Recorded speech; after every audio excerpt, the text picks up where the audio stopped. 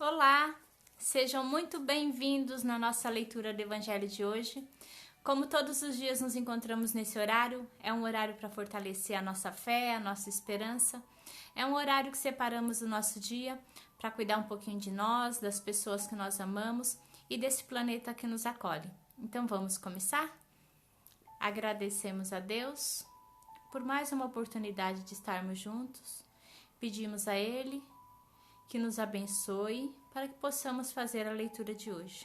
Que assim seja, graças a Deus. O capítulo de hoje é o capítulo 1, Aliança da Ciência com a Religião. A ciência e a religião são as duas alavancas da inteligência humana. Uma revela as leis do mundo material e a outra as leis do mundo moral. Mas aquelas e essas leis, tendo o mesmo princípio, que é Deus, não podem contradizer-se.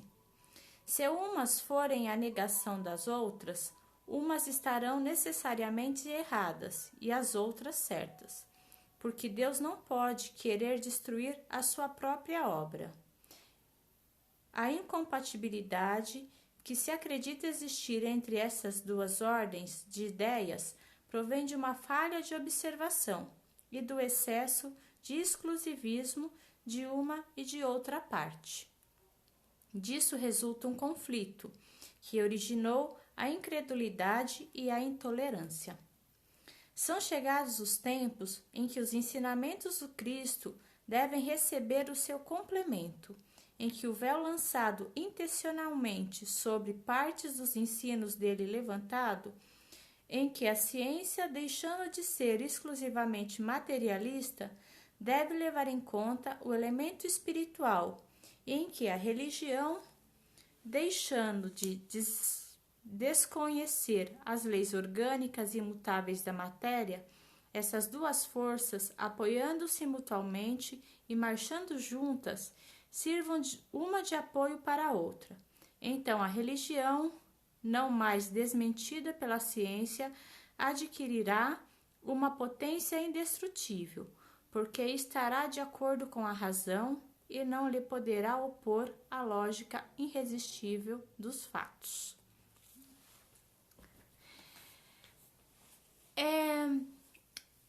Eu não sei se vocês já ouviram falar, mas muitas vezes existe muita briga, né, assim, digamos, entre aspas, de que religião e a ciência não podem conversar, né? Porque religião é uma coisa, ciência é outra. E muitas vezes os cientistas, tem muitos cientistas que são muito materialistas, que acreditam somente nas coisas da matéria e ignoram as coisas do espírito.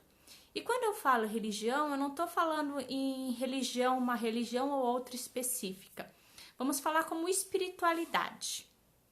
O que seria isso? Seria acreditar em alguma coisa além de nós mesmos, de um Criador. Isso independente da religião.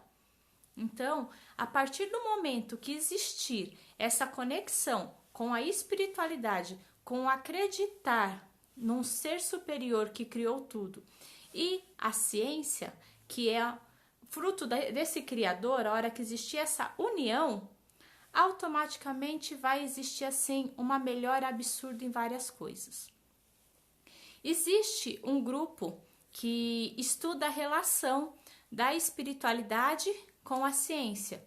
Então, existe um grupo que ele é espalhado no país inteiro, tem até fora do país, que é a Associação Médico Espírita, que ele estuda a relação das doenças com o espiritismo. No caso da Associação Médico Espírita, estuda a relação do espírito, né, do espiritismo e da ciência. Então, como surgem as doenças, por que elas surgem, qual a conexão dela com o mundo espiritual. Então, essa é a parte espírita. Eu não sei dizer se outras religiões também fazem esse tipo de estudo, mas existe uma grande melhora, assim, uma melhora absurda dos pacientes que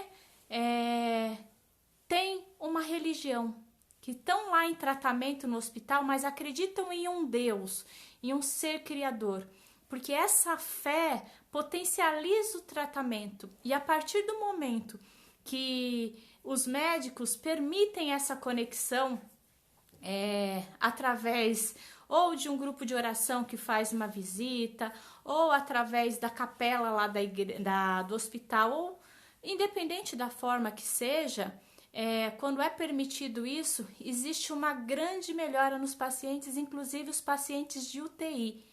Então, por quê? Porque essa conexão de fé, de Deus com a ciência causa a melhora do corpo espiritual. Porque as doenças, elas vêm de dentro para fora sempre, né? Então, se a gente tem uma fé que vai nos fortalecer, a gente acreditar em algo mais, vai nos dar força para vencer esse momento difícil. Então, ainda existem muitos cientistas, médicos, esse pessoal da área da ciência que ainda é muito cético, que ainda não acredita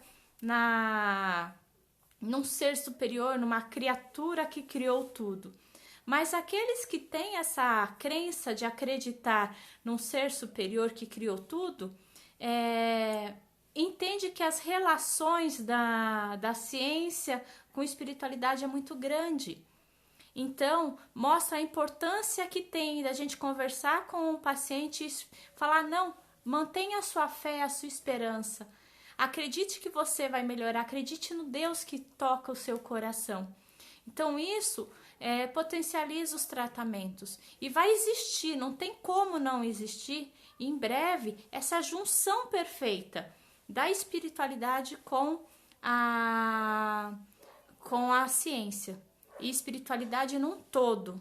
Então, quando existir essa união perfeita, a gente vai ver que a medicina vai dar um pulo e os nossos tratamentos vão ser muito mais rápidos. A gente sabe, vocês que frequentam a casa espírita, sabem que quando passam no atendimento fraterno, a gente sempre fala, mantenha o tratamento médico, não pare o tratamento médico. Então, quando a pessoa faz o tratamento médico e passa na assistência espiritual, assiste evangelho, toma o passe, melhora os seus sentimentos, a gente sabe que esse tratamento dá muito mais resultado. E é isso que o Espiritismo vem nos mostrar, nos mostrar a importância dessa relação, porque não tem como ser coisas separadas, porque Deus criou tudo. Então, se fosse uma coisa separada, ciência e espiritualidade, não estaria se conversando, porque se Deus criou tudo e uma coisa é dividida da outra, não tem sentido. Por isso que a gente está estudando para isso. Por isso que a gente tem que ter a nossa mente aberta para entender que nada nessa vida acontece por acaso. Que nós temos um Deus maravilhoso que está sempre ao nosso lado, mesmo nos momentos difíceis. E principalmente nos momentos difíceis são os momentos que a gente tem que, o quê? Fortalecer a nossa fé.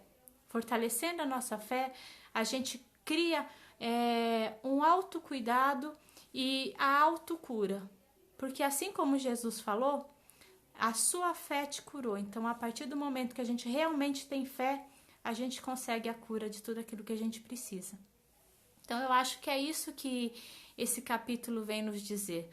E é muito bom saber que a gente está caminhando para um caminho onde vai ser muito mais fácil, muito mais rápido a cura do corpo, porque a gente vai potencializar isso através da nossa fé, da nossa reforma íntima, das melhoras dos nossos sentimentos. Então, acho que é isso que esse capítulo vem nos ensinar hoje. Então, vamos fazer a nossa prece? É um momento que a gente separa, né, para cuidar um pouquinho de nós mesmos através dessa ligação com Deus. Então, pedimos a Deus nesse momento, que nos envolva com muita luz, muita paz, que esse amor que nós sentimos no nosso coração possa nos fortalecer, possa envolver todas as pessoas que nós amamos, possa envolver esse planeta que nos acolhe, envolvendo todos os seres criados por Deus, imaginando que cada um possa sentir paz, fé e esperança nos seus corações, imaginando que todas as dores físicas, emocionais e espirituais possam ser eliminadas, imaginando que todos aqueles que estão nos hospitais, nos prontos-socorros ou até nos seus lares, com algum tipo de enfermidade, algum tipo de doença, possam ser envolvidos numa luz de paz, de amor e de fé, acreditando em dias melhores. Imaginando que essa luz também envolva esses familiares desses doentes, que eles possam ter fé e esperança no futuro.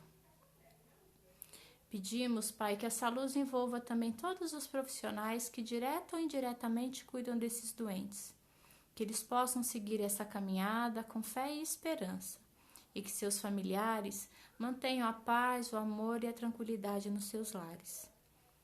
Pedimos, Pai, que todos aqueles que partiram para o mundo espiritual no dia de hoje possam ser recebidos por mãos amigas e os seus familiares que aqui ficaram possam ser confortados nesse momento difícil, fortalecendo a sua fé e a sua esperança em Deus. Pedimos, Pai, que esse amor envolva todas as pessoas que nós conhecemos, encarnados e desencarnados, nossos amigos e aqueles que não são tão nossos amigos. Que estes, Pai, principalmente nos aceitem e nos perdoem, e que nós possamos perdoá-los e aceitá-los. Pedimos, Pai, que possamos sempre ter no nosso coração muita fé e muita esperança, que possamos sempre olhar a nossa vida com carinho, aceitação, e entendendo que os momentos de dificuldade são necessários para o nosso crescimento. Que nós possamos sempre lembrar das palavras do Cristo, sempre lembrar que não estamos sozinhos. Graças a Deus. E assim, agradecemos cada um de vocês que esteve conosco no nosso Evangelho de hoje. Pedimos a Deus que abençoe vocês, a família de vocês, e amanhã estaremos juntos novamente. Fiquem com Deus.